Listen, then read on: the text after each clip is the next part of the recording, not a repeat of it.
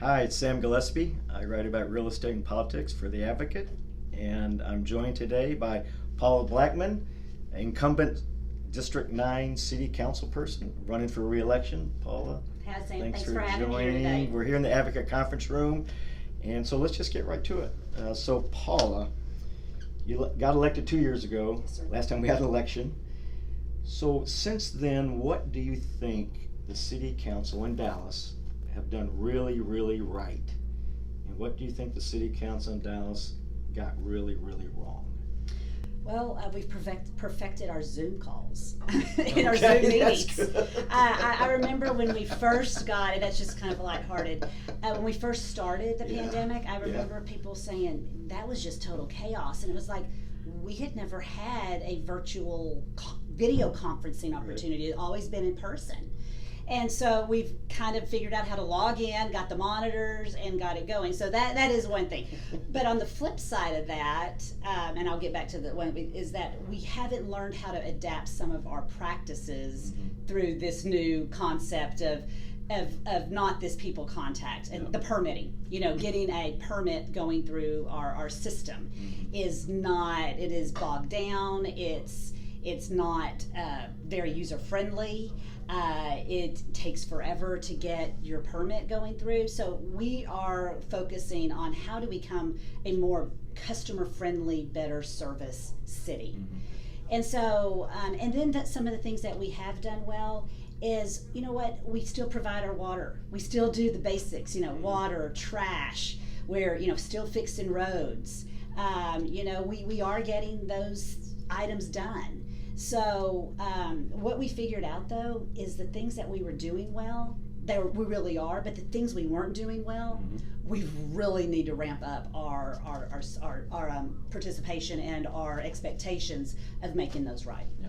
So Paula, you know, this summer and spring, in the heat of the social justice movement, there was calls for defunding the police. In fact, you know, you were part of a co-author of the memo that went to T.C. Broadnax about reimagining, I think was the word that was used in the memo, and then subsequently during the city budget process, and I wrote about this, you know, that police budget actually went up from 501 to 560 million, an increase of 50 million. So just run through me the dynamics of that and the intersection of this, you know, public safety and social justice issue, and what are your thoughts on that? Well, what we saw is we were in the heat of a pandemic and people had lost their jobs and they had lost their income and they didn't know if their rent was going to be paid, food on their table, clothing. I mean, there was some really some hard times, and those were hit on some very vulnerable communities.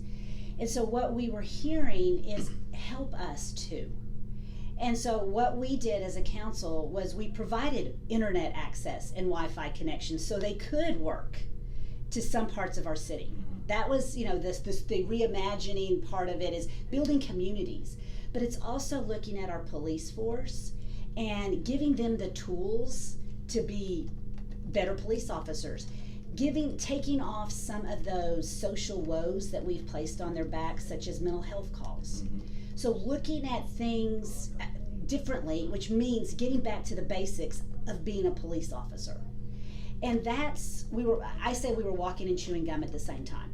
You know, so we were providing our communities what they needed to feel safer, to feel more productive, to not feel so much anxiety during this time, but also working with our police officers and our department to give them the tools to be better at their job.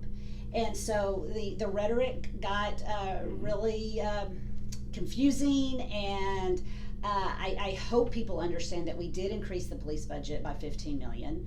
We put in the Right Care program, which looks at mental calls in a different way. We put in lighting communities. I mean, my mom always told me, don't go into a dark alley. And so there are some places in our town that do not have lights. We looked at violence interrupters, so looking at how to calm situations down before they escalate into a full-blown, you know, riot, so to speak. So we were looking at things of protecting and servicing our communities, but in very many different ways. So Paula, in your mind, what is affordable housing? What is your definition of affordable housing? How do you see affordable housing, and is there a path to that affordable housing vision as you describe it in East Dallas? So affordable housing to me is housing where, and you can go through the AMI and the percentages, but my thing is a starting teacher or a starting police officer or somebody who's just graduated from college. To me, those are the ones we want to attract. Mm-hmm. And that is that median 60 to 80% AMI. And there's different strategies to get, the 0 to 30 and the third. Those are different strategies, but this is workforce housing to me is an affordable component. It's the one that the strategies are there mm-hmm. to actually incentivize that and to get it built. The way to do it is to build. And we've got to create packages for developers mm-hmm. to come and do this. And we've got to get their permitting through. We've got to make sure they've got the infrastructure to go, a little denser, a little higher. Mm-hmm. And so that is what, to me, affordable housing looks like. And it's also utilizing some of our municipal land that we have mm-hmm. around DART stations. This younger generation, my kids, they got their license at 17 and 18. I still have an 18-year-old who barely learned to drive. They want to Uber. They want to take scooters. They want to ride their bike. They want to walk. And so we've got to give those options, and we need to do that around our bike lanes and around our trails and around our DART stations and even land that we own as a city. But we're also needing to look at some areas such as Ferguson Road mm-hmm. that is a great opportunity to kind of build up that corridor. There's churches there. They've got tons of land. Right. How do we utilize them to even maybe say, you can keep the chapel, but how do we do the surrounding land to utilize that? And so it's thinking creatively and differently around housing, but the bottom line is we do need more if we're going to attract that workforce housing. And then we also have those strategies for homelessness mm-hmm. and for that middle to that lower tier of the AMI. But to me, right now, we need to hit that 60 or actually 50 to 80% AMI. Okay. The District 9 ferry shows up, and the District 9 ferry gives you $10 million tomorrow. Mm-hmm. What do you do with it? District 9 ferry, $10 million. Can I bargain it and get double down and get 20? Anyway, no, but it's a tough one because $20 million. What would that get you? Can get. It's, as you know, in the dredge, it's one year of a little bit of silt. Okay, mm-hmm. And does it finish the project? No. We have a lot of street needs. I think I would put it in our streets.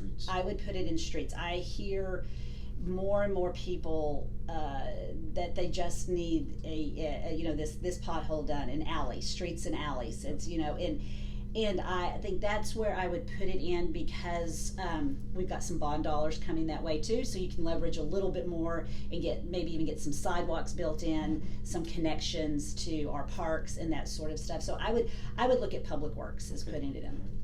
We've got a rezone request where the lot and the local traveler are. Correct. Or were.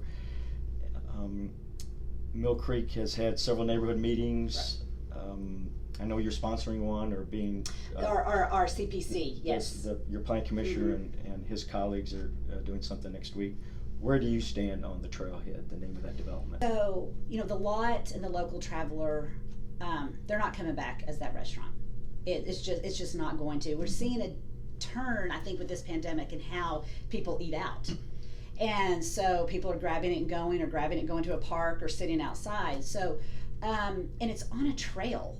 So the interesting thing is that it's already zoned to have a little bit of density and it's zoned to have a drive-through. And so it could come as a CVS. Just by right, or even a racetrack or a QT. It could be that.